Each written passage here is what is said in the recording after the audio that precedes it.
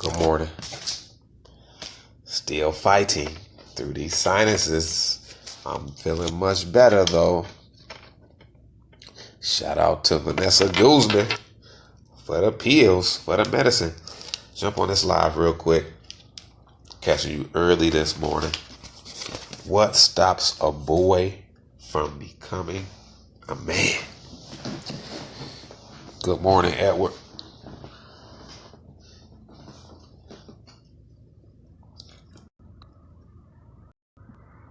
If you hear me sniffing a little bit, I'm still battling the sinuses. I'm pretty sure most of you all, not most of you all, but some of you all are as well. Let's invite some people to the party. Edward, in your opinion, what stops a boy from becoming a man? What would you say? In your perspective, in your opinion, what would you say, my brother?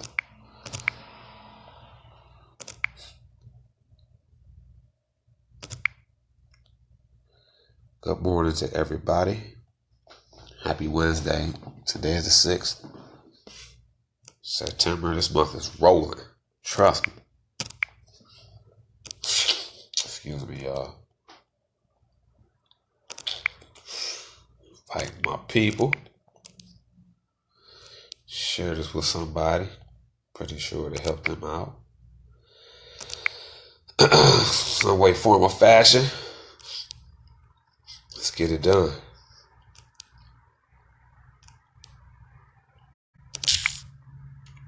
Mr. Patillo, good morning, sir. Jonathan, good morning. What stops a boy from becoming a man? Please hello, good morning. Excuse my sniffling, y'all. I ain't gonna keep apologizing for my sniffling. I'm gonna just move forward. So just know that I'm gonna be sniffling throughout. But it's important to press through circumstances. Y'all give me your perspective. What stops a boy from becoming a man? I'll give you my 5 points. It's a lot of good points that were given early this morning with this question. I just woke up with the question on my mind, especially with us going into the Boys to Men workshop on the 23rd. A lot of the posts that you'll see me do is going to be centered around manhood, boyhood, babyism, maturing as a man, things of that nature. So be ready for those posts. Stay consistent with it. Anybody got any feedback? I'm waiting on y'all. Let's go. What you got?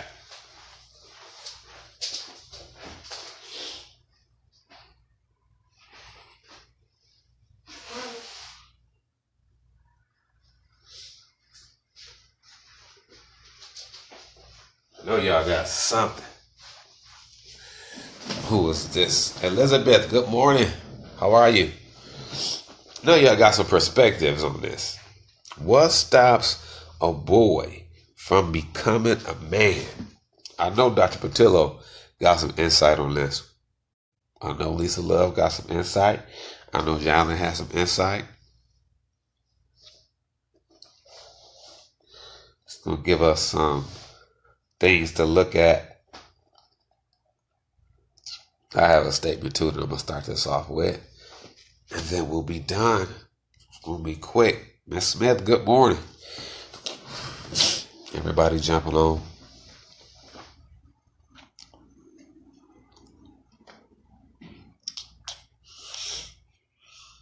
My foundational statement is coming. I'm just waiting. Share it with somebody. People need to hear this. We got boys with beards who think they're men. We got to get it together.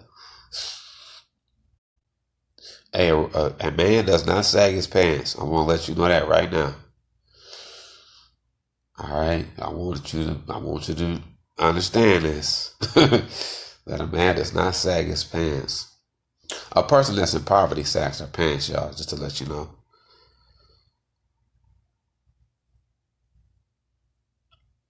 Hey, good morning. ¿Cómo estás, Elizabeth? All right, my foundational statement is this. Since y'all being scurred this morning. Your feedback is important and is needed. But my foundational statement is that just because a male, M-A-L-E, has facial hair does not mean that he is a man. Does not mean that he's transitioned into manhood. You transition into manhood when you come to the conclusion or you come to the decision that your life is not first. You put others first before yourself. All right, you transition into manhood. You transition into adulthood from childhood when you become selfless in your actions, your thoughts, your behaviors, all of the above. So a person, a male figure, M-A-L-E, can walk around with facial hair and still not be a man. All right? Because we had a tendency in the society to look at external extremities. When I say external extremities, I mean we had a tendency to identify people based off what we see with our naked eye. So you see a male with facial hair, you automatically assume that that person is a man. That person could be a male because the essence of a man originates internally first, and then it manifests externally. All right, it originates internally in the heart, and then it manifests externally in his actions that proceed from his heart and his mind.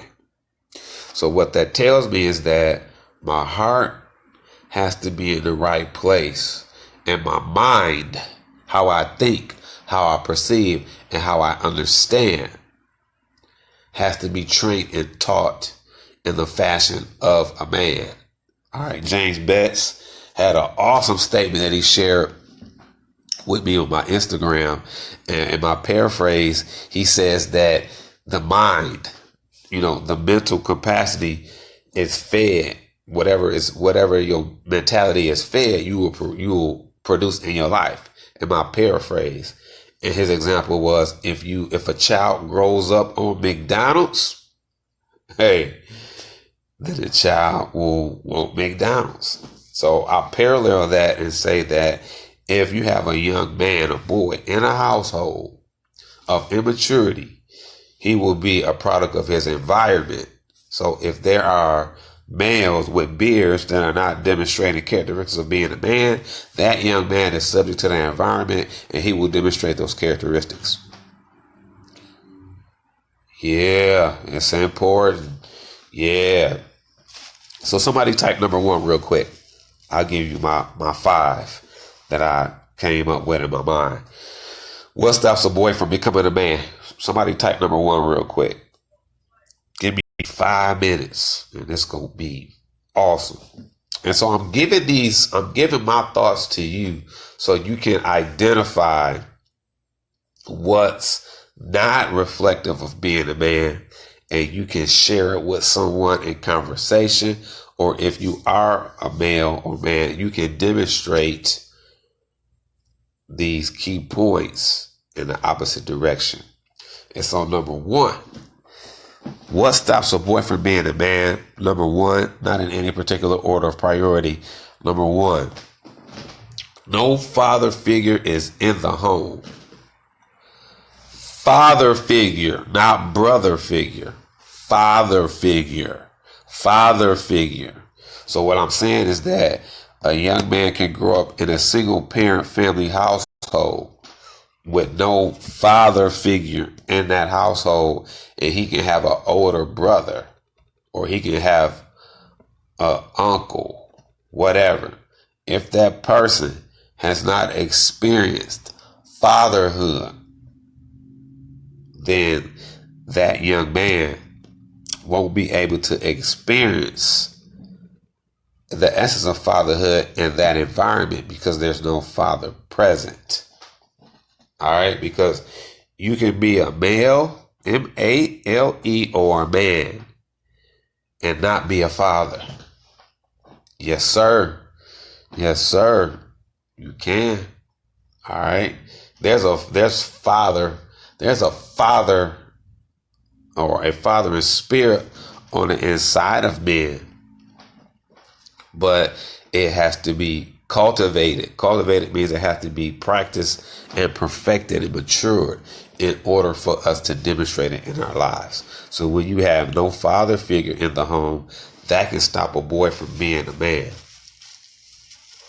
Because that's part of manhood. So you can have a big brother or an uncle, but if they have yet to experience fatherhood or they don't understand the importance of being a father, then that young man can get cheated out that experience. Number two, somebody type 2. Y'all get involved in this conversation. This is key to have males in their right role in society. I see entirely too many women in positions of authority and positions that they haven't been called to be in, y'all. No slight against women. They step up to the plate. But the guys, we must rise up. I decree and declare it in Jesus' name. Number 2, what stops a boy from becoming a man? Number 2, the presence of a passive male in the house or in the home. Passivity. All right. Men are not called to be passive. Being passive is a byproduct of fear and apprehension at times. There are times when I'm passive on certain things because I don't necessarily view it as being passive. I view it as using wisdom and being patient. But if a man or a male is demonstrating passivity, then the young man in the home is cheated out that experience. We'll give you an example. Let's say one of my sons and let's say I need to talk with my son about sex, right? And about abstinence and condoms and all the things that we have conversations about. If I'm passive in that conversation with him, or if I'm apprehensive or fearful about having a conversation with him in that aspect, then it increases the probability that I won't have the conversation with him. And if I don't talk with him about it, somebody else will. And I would rather me speak about it to him because I'm speaking from my lifestyle. I'm not speaking from anybody else's lifestyle but my own. So I'm going to have this conversation with him about sex, and I'm going to really stress the importance of abstinence and waiting until you get married. But I also give him the downside of it in regards to people having sex before marriage and how damaging that could be and what could be the end result of that. And I'm not going to give him the end results to scare him. I'm giving him the end result to teach him. Someone will say, you know what, if you have sex out of marriage, it's going to happen to you. I'm not giving it to him like that. I'll give it to him in regards to if you make this decision, this could be the end result. And so I'll give him that from my life and say, this is the benefits of not being involved in this type of activity. But if I'm passive, apprehensive, or fearful, it doesn't happen. And then one of his buddies have a conversation with him about the very topic. In addition to that, his buddy is also sharing with him his sexual exploits and experiences, which is piquing his interest. And it increases his probability to try to experience that on his own. All right. Number 3, what stops a boy from becoming a man? Number 3, I have written down being in the presence of a woman who has been hurt emotionally. Being in the presence of a woman who has been hurt emotionally by a man. That is key. These are all things that we deal with in our different environments. All right, and it's usually in environments where people are arrested by the confines of poverty. And check it out, poverty is not and will not be limited to your financial stability or lack thereof. A person can be in the confines of poverty if they're lacking in any life experience. All right. So for my people that are in Chicago and find yourself in areas where you live where people are arrested by poverty, that is poverty in regards to financially. But I can speak to people that are in Oak Brook or Burr Ridge, and they could be in poverty because they can be financially stable, but they can be lacking in their social development or their experiences, or they can be lacking in the department of love. They can be impoverished there. So when a person is find themselves in the confines of poverty, it does not have to be only financial. All right. So being in the presence of a woman who has been hurt emotionally by a male or a man can stop a boy from becoming a man. Because if she's been hurt by a male, M-A-L-E, or a man, she can perceive that young boy as being a man or a male, and she could subconsciously take her hurt, frustration, pain, and turmoil out on that young man. He can be a victim of an emotional drive-by. Because I was, so I know. And I internalized that because I didn't have access to people to talk with me about what was taking place, because they were under the same umbrella of conflict and dysfunction. 2 more, 4 and 5. What stops a boy from becoming a man? What's up, LD? I see you, my brother. What stops a boy from becoming a man? You right on time, too. Overprotective parents or overprotective parent can stop a boy from becoming a man. Lord, because we try to shield our kids from everything. It's not meant for us to do that. It's some things that my nieces, nephews, brothers and sisters, they have to go through that. Because once they experience it, they can bring it back to me and say, Uncle Cage, Papa Cage, what, I got a question for you. What is this? And then I can bring them an interpretation of the experience from the place of wisdom.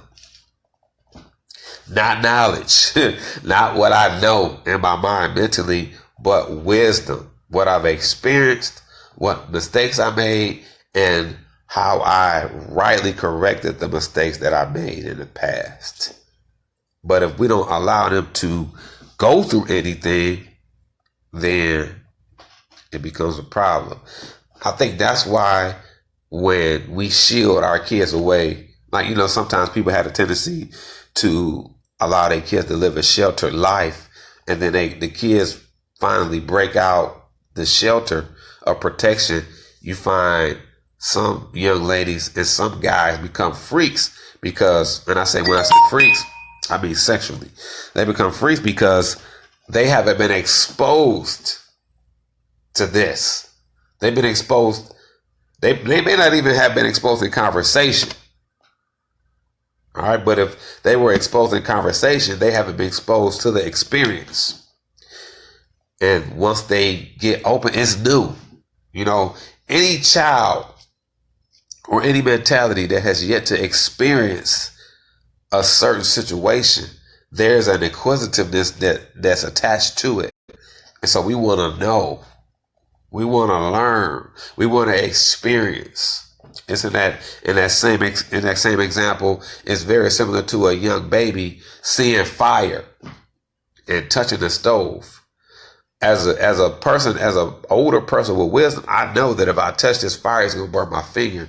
But a baby doesn't know that. So think about the thoughts that our young people have that have yet to be nurtured.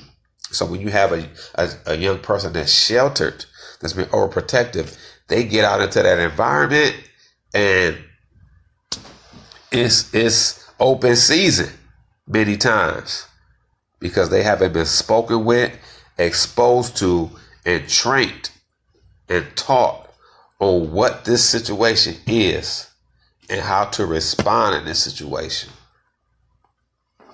So overprotective parents can stop a boy from becoming a man. The protection that I have for my kids usually will come through prayer and conversation all day long. My godson is in high school now. I understand his strengths. I understand his weaknesses. I cover him in prayer and I cover him in conversations. I can't protect him from everything that he's going to go through. That's not my responsibility. My responsibility is protect him and what I can protect him from in prayer and conversation. But my responsibility as a parent to him also is to help him rightly interpret situations for his life. Yep. 6. Lastly, peer pressure stops a boy from becoming a man, because young men or young males, when they're around one another, they identify each other as men, and they're not. All right, I know this can be different, but it is what it is. And because we identify ourselves as men, right, and we're not young men, teenagers, then we think that what our buddies do or what our peers do or what our associates do are attributes of being a man, but it's really an attributes of being a boy. And I'll take that on, and because I want to fit in and I want to be a part of something, I'll conform my behavior to what that person is doing because I think that person is a man. But some of the attributes and some of the behaviors that person is reflected is representative of boyhood. But because I want to be a part and I want to be liked and I want to be part of something because that's my place of safety, I'll reflect those attributes, characteristics, and behaviors. These are all roadblocks that stop a boy from becoming a man. So let's go opposite. Let's go into the solutions and we'll be done. What stops a boy from being a man? Number 1, we said no father figure is in the home. Number 2, the presence of a passive male in the home. 3, being in the presence of a woman who's been emotionally hurt by a male or man. 4, overprotective parents or parent. And 6, peer pressure. Those are the problems we identified. Let's come forth with some solutions. What could help a boy become a man? 1, having a father figure in the household that's proactive and that's assertive, that's compassionate and understanding. Got it? So I combined 1 and 2. I said that what can help a young man, a boy, become a man? Having a father figure in the household consistently that demonstrates the characteristics of being assertive, compassionate, consistent, and understanding. All right. The other one could be, I would say, number 3, that what can help a boy become a man? Being in the presence of a woman who is emotionally holistic and sound. Because if she's emotionally and holistically sound from an aspect of being a mom, then he will draw towards what his experience has deemed a reality in his heart and his mind. And he will make a decision based on his experience connected to wisdom in choosing not only a wife, but the people in terms of females who he associates with from his life experience. Also, he'll choose associates and friends based on his experience of being in the presence of a woman who is holistically sound, emotionally sound.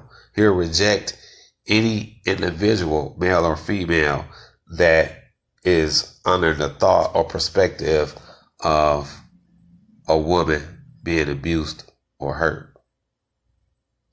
Yep.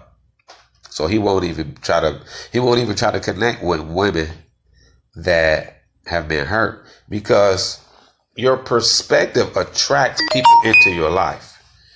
All right. Your perspective brings people into your life. So the people that you are connected to now is based on your perspective, which is connected to your identity, who you are.